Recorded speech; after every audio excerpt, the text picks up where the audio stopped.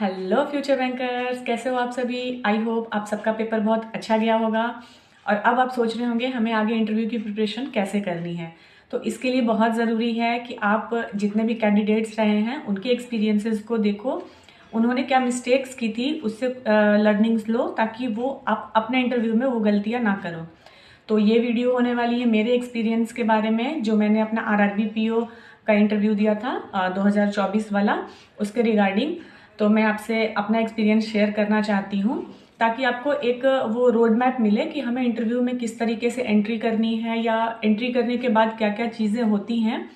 तो चलिए वीडियो को स्टार्ट करते हैं। तो मेरा जो इंटरव्यू हुआ वो पटना में हुआ था। तो सबसे पहले क्या होता है, इंटरव्यू डायरेक्ट हमारा इंटरव्यू नहीं स्टार्ट होता, हमें पहले बुलाया जाता है। वहाँ पे एक हॉल या जैसा भी वो सारे बिल्डिंग्स में अलग हो सकते हैं, वहाँ पे एक हॉल था, वहाँ पे हम सारे कैंडिडेट्स को बिठाया गया था। हमारे कॉल लेटर पे पैनल का नाम मेंशन होता है, 1 2 3 4 ऐसे करके। मेरा पैनल 6 था। तो उसमें हम लोगों को पैनल वाइज सीट्स मिलते हैं हॉल में, वहाँ बैठते हैं। वहाँ पे डीवी होता है सबसे पहले, जो डॉक्यूमेंट वहाँ मेंशन किए होते हैं वो सब आपको कैरी करना होता है, सबके ओरिजिनल, और उसके साथ साथ उनके जेरोक्स कॉपी भी आपको ले जाने होते हैं। वहाँ पे वेरीफाई करने के बाद आपको फिर दूसरे रूम में भेजा जाता है। तो उसके बाद धीरे धीरे करके एक एक करके बुलाया जाता है। मतलब हमारे टाइम में तो 3-3 का बैच ऐसे करके बोल रहे थे। और जिस पैनल में था, मेरा पैनल 6 जो था, उसके रूम के बाहर हमें अलग से बिठाया जा रहा था। यानी कि सबसे पहले डीवी जहाँ हो रहा है वहाँ सबको एक साथ बिठाया जा रहा है पैनल वाइज। उसके बाद जिनका डीवी होता चला जा रहा है उनको दूसरे कमरे में बिठाया जा रहा था। फिर वहाँ से 3-3 या 4-4 पर्सन को बोल के रूम के बाहर, जहाँ पे पैनल मेंबर बैठे हुए थे, उसके बाहर बिठाया जा रहा था। सबसे पहला इंटरव्यू मेरा ही था। मुझे उतना सोचने का टाइम भी नहीं मिला। मैं तो ये सोच के गई थी कि मे बी मेरे पहले जिनका इंटरव्यू है वो देकर आएंगे, उससे मुझे पता चलेगा कि किस तरीके से ये इंटरव्यू चल रहा है। उसके बाद मैं थोड़ा सा मेंटली प्रिपेयर होंगी, बट मुझे बिल्कुल भी टाइम नहीं मिला था। मेरा इंटरव्यू सबसे पहला था। तो सबसे पहले एक मे बी वहाँ पे स्टाफ थे, उन्होंने मुझे बुलाया। ऐसा कुछ बेल रिंग नहीं हुआ या फिर कोई बल्ब नहीं जला, बहुत जगह पे सब सारी जगह पे अलग अलग हो सकता है। उन्होंने मुझे बुलाया तो मैंने गेट खोला। मैंने अपने साथ एक फाइल कैरी कर रखी थी फॉर माई लुक। तो जैसे ही मैं एंटर करी, मैंने पूछा मे आई कम इन सर, क्योंकि सामने में बस 2 ही सर उस टाइम पे बैठे हुए थे मेरे पैनल में। फिर उन्होंने बोला कि यस कम इन। तो मैं गई, और आपको खुद से नहीं बैठना है जब तक वो ना बोले प्लीज सिट। तो उन्होंने भी मुझे बोला बैठने को, मैंने थैंक यू बोलकर अपना सीट लिया। उसके बाद धीरे धीरे मेंबर्स आ रहे थे। टोटल 5 मेंबर्स थे मेरे पैनल में, एक मैम थी और 4 मेल पैनलिस्ट थे। इसके बाद मेरा इंटरव्यू शुरू होता है। बाकी बच्चों की तरह मैं भी अपना इंट्रोडक्शन प्रिपेयर करके गई थी बहुत अच्छे से, कि मुझसे मेरा इंट्रोडक्शन ही पूछा जाएगा फर्स्ट क्वेश्चन। बट ऐसा नहीं हुआ। उन्होंने डायरेक्ट मुझसे पूछा कि आप कहाँ से हो। ठीक है, मुझसे मेरा इंट्रोडक्शन नहीं पूछा गया था, तो आप ये मत सोचना आपसे भी नहीं पूछा जाएगा। आपको प्रिपेयर करके जाना है, पूरे अच्छे तरीके से करके जाना है, क्योंकि अगर फर्स्ट क्वेश्चन हुआ इंट्रोड्यूस योरसेल्फ, तो आपका मोस्टली क्वेश्चन जो है उसके अराउंड ही घूम सकता है। तो उसको आप अच्छे से प्रिपेयर करना और कॉन्फिडेंटली आंसर करना। एक और चीज़ मैं मेंशन करना चाहूँगी, जब मैं एंटर हुई उसी टाइम से जो 2 सर थे उनमें से एक सर जो थे, और वो कुछ लिखना स्टार्ट उन्होंने कर दिया था।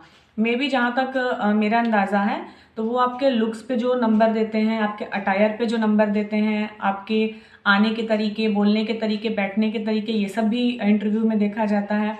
क्योंकि एज सब लोग कहते हैं और सही ही कहते हैं कि हमारा जो भी नॉलेज टेस्ट होता है वो मेंस में हो जाता है, प्रीलिम्स में हो जाता है। वहाँ आपकी पर्सनालिटी चेक होती है और कुछ बेसिक क्वेश्चंस होते हैं। वही बात है, वही थ्योरी है कि अगर आप पसंद आ रहे हो उन्हें, आपके आंसर देने के तरीके उन्हें अच्छे लग रहे हैं, तो इंटरव्यू लंबा चलता है।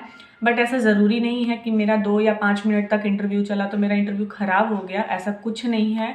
बिल्कुल सुनी सुनाई बातों पे आप ध्यान मत देना। बस अच्छे से प्रिपेयर करना है, आपको कॉन्फिडेंटली आंसर करना है। और ये भी नहीं सोचना है कि मैं इस क्वेश्चन का आंसर नहीं कर पाई तो मेरे मार्क्स कट हो जाएंगे, ऐसा कुछ नहीं है।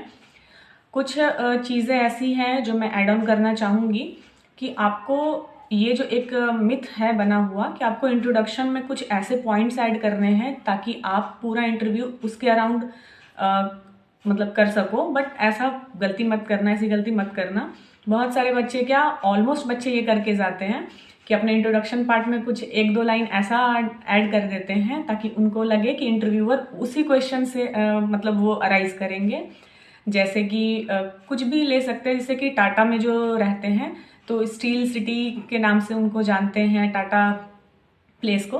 तो कोई अपने इंट्रोडक्शन में वो डाल दे रहा है कि मैं टाटा से बिलोंग करती हूँ, जिसको स्टील सिटी के भी नाम से जाना जाता है, तो आप वहाँ पे उसको मत मेंशन करना। अगर आप इफेक्टिव आंसर बताना चाहते हो तो ये सब भूल मत करना, इससे इंप्रेशन अच्छा नहीं जाएगा। क्योंकि वो इंटरव्यूअर इतने लोगों का इंटरव्यू ले चुके होते हैं ना, उनको पता होता है कि बच्चे क्यों ऐसा जवाब दे रहे हैं। वो चाहते हैं कि मुझसे स्टील सिटी के बारे में पूछा जाए, तो वो उनको बेवकूफ़ मत समझो यार। तो आप सिंपल आंसर करना और क्विक आंसर करना, जैसे कि आपका कुछ टाइम में ख़त्म हो जाए, ताकि वो नेक्स्ट क्वेश्चन उनको पूछने का उनके पास टाइम हो। और जितना मैं तो कहूँगी कम बताओगे, आपके पास बहुत ज़्यादा ऐसा अपॉर्चुनिटी होगा जो वो लोग क्वेश्चन कर पाएंगे। जैसे अगर मैं बोलती कि सर मैं टाटा से बिलोंग करती हूँ और बाकी आगे अपना जो भी था वो ऐड ऑन करती, तो उनके पास एक क्वेश्चन बनता नेक्स्ट कि ठीक है, टाटा से आप बिलोंग करते हो, टाटा का जो निकनेम है वो क्या है। ठीक है, तो अब हम आंसर कर सकते हैं कि हाँ स्टील सिटी के नाम से उसको जानते हैं। अब खुद ही सब अगर आप बता दोगे तो उनके पास क्या रहेगा, फिर तो वो सारे technical questions situational based question पे चले जाएंगे, तो फिर तो इंटरव्यू आपका टफ हो गया।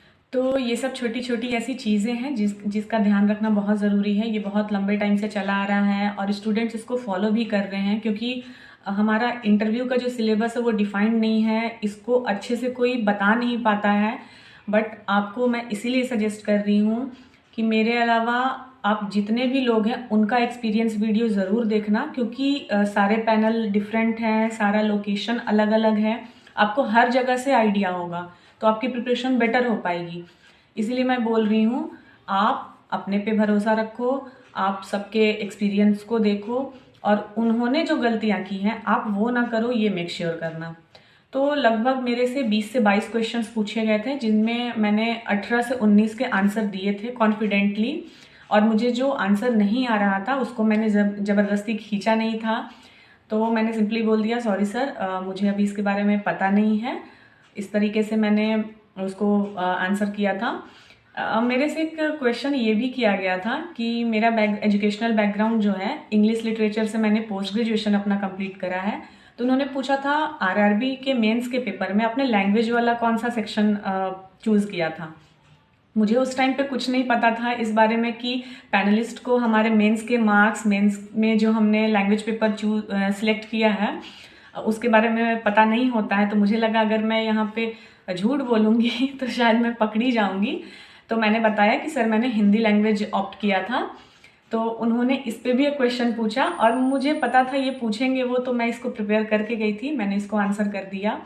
तो लगभग मेरे से बैंकिंग अवेयरनेस के कुछ क्वेश्चंस करे गए थे, कुछ क्वेश्चन मेरे एजुकेशनल बैकग्राउंड से करे गए थे और पर्सनल इन्फॉर्मेशन से कुछ क्वेश्चंस थे।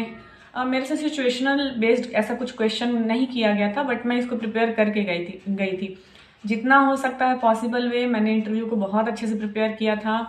दैट्स वाई मे बी उन्हें मेरा आंसर पसंद आया हो या मेरी पर्सनालिटी पसंद आई हो या कम्युनिकेशन स्किल उन्हें अच्छा लगा हो, जो भी रीज़न रहा हो, मुझे अच्छे मार्क्स मिले थे। लगभग 80 के आसपास मुझे मिले थे marks out of 100।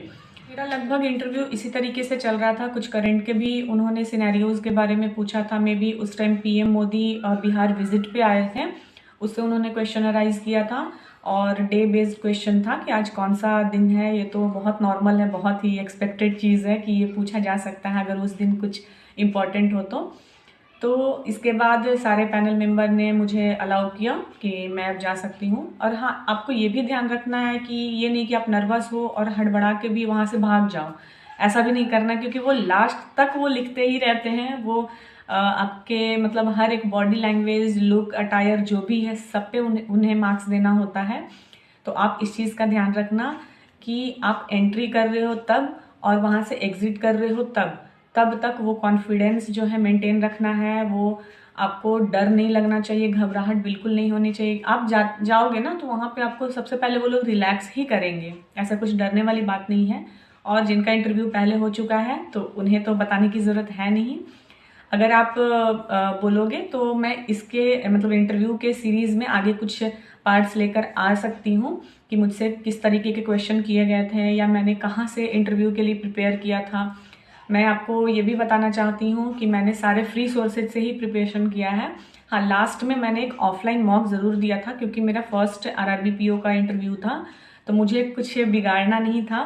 But just for experience मैंने एक ऑफलाइन मॉक इंटरव्यू लगाया था ताकि मुझे थोड़ा सा कॉन्फिडेंस गेन हो और मुझे ये पता चले कि मैंने जितना अभी तक प्रिपेयर किया है क्या कुछ ऐसा भी एक्सपेक्ट है जो मेरे से छूट गया है, क्योंकि उसके बाद जो भी टाइम बचा है मैं उसमें उसको प्रिपेयर कर सकूं।